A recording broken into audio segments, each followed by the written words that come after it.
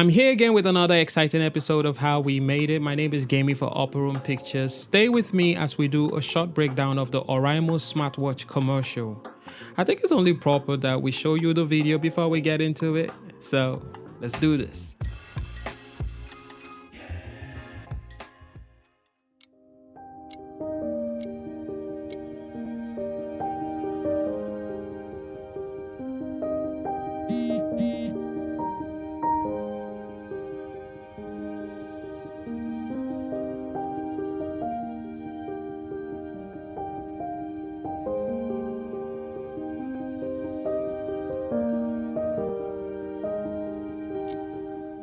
When making a commercial video or product video, you want to make sure that a few things stand out. There are tons of amazing videos out there, and in order for you to grab the people's attention, your video needs the following.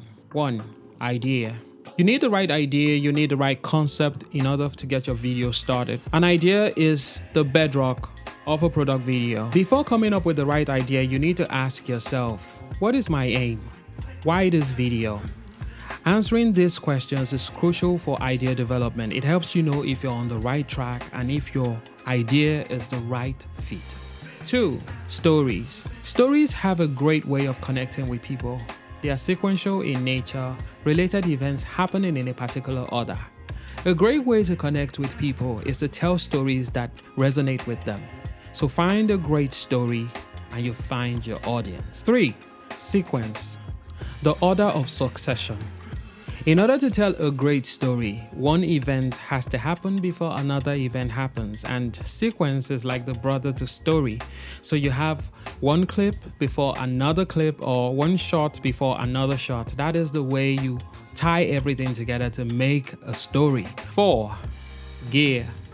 This includes your camera, your lens, your lights, your tripod, your gimbal, your softbox, and every other thing that makes your video come together. It is important to have the right gear when shooting your video. 5. Skill. A specific set of skills is required for video making. You have to understand your camera, you have to learn how to set the right exposure, you have to learn the rules of composition, you have to learn the camera angles, the best camera angles that tell the story. I've heard many times that there is a particular camera angle that tells the story best. You have to know that. You have to know how the movement applies. That's camera movement. What is it saying? You don't just move the camera just because you feel like it, but you have to be able to say what is the reason behind the movement of the shot. And a lot of times we allow for the subject to inform the camera what to do. So if you, for instance, shooting a particular person and the person wants to get up from a sitting position, that informs you that you need to tilt upwards in order to keep the person in frame. So as the person gets up, you anticipate the move, you make sure you follow that move and you're ahead of it. You don't have the person get up and then, the head is cut off or anything like that. That is the reason for movement. And that brings us to number 6, your subject, the star of the show. It's a product, it's a person, it's a story, whatever it is, every other thing is working in order just to make the star shine. So we need to pay attention to the subject because the subject is probably going to deliver the message to the audience, and this is why we do it. So these are the very many things you have to put into consideration when putting a video together. And now, the breakdown. We start the opening shot with a slow push-in. The clock's ticking like something's about to happen. There are different ways to achieve this. One way is to put the camera on a slider and slowly push in. Please note that your subject will at some point go out of focus because of the change in distance due to camera movement. A way around this is to pull focus as you move the camera. It requires practice, so you have to go a few times before you get it. Some cameras have a focus tracking feature that can help keep the subject in focus while moving the camera. In some cases, it is not 100% reliable, but is worth the shot. Another way to do this is to have the camera on a tripod and the smartwatch stationary. The push-in we achieve in post by setting keyframes. On to the next shot. We have the smartwatch on a turntable, also known as the Lazy Susan. I shot this clip at 60 frames per second, then did some speed ramping in post. Most of the clips were shot at 60 frames per second except the opening clip and the clip with the water drops. It's always important to do a little research on the product on display so you can highlight some of its features. This smartwatch has a feature that notifies you of an incoming call on your phone. What we did was to show this feature using this clip. You see the screen light up with the notification and you hear the sound of the vibration. Attention to details. That is very, very important when putting together a product video or a commercial. This smartwatch is waterproof, and so we decided to show its interaction with water.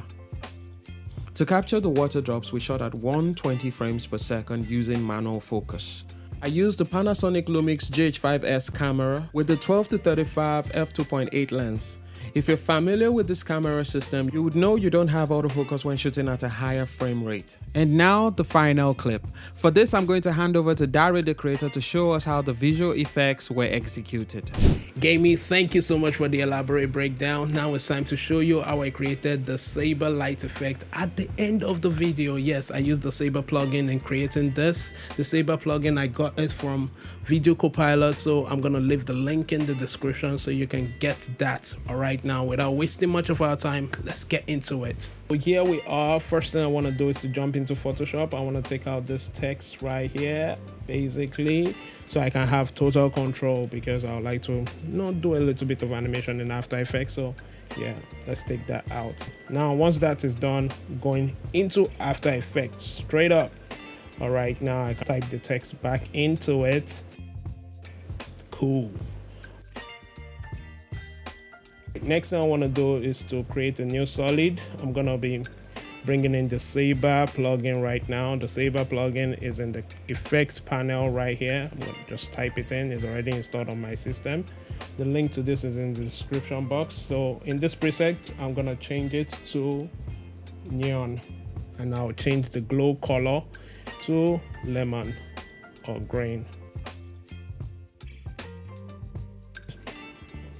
All right, now so next thing I want to do is to draw an ellipse tool. With the ellipse tool, I'm going to draw a circle, and I'm going to change the core type to layer mask.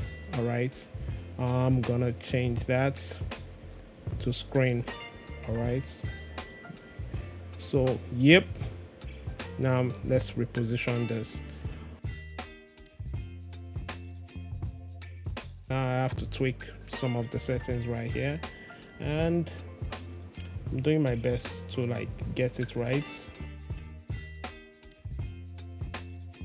Now, and I'm gonna animate it, set keyframes for the start offset and the end offset. I'm gonna set keyframes for that. You can see right there. Cool, sweet.